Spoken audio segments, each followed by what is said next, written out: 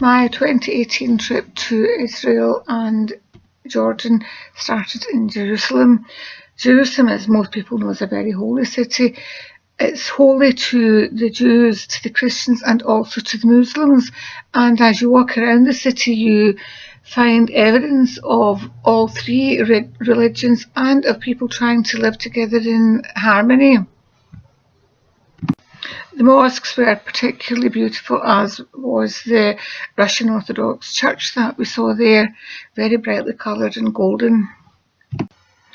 The Wailing Wall of Jerusalem is also very religious to all three religions, and you can see people of all three religions going down and worshipping or praying there.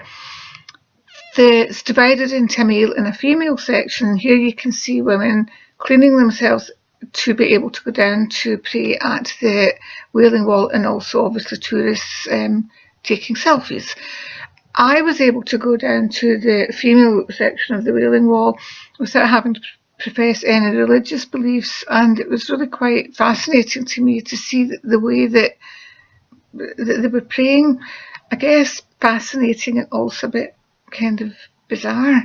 There's also lots of small shops and narrow streets, and then on the outskirts you had the I guess Old Jerusalem and graveyards with different religious graveyards, and also the Garden of Gethsemane, which was absolutely beautiful with trees 2,000 years old.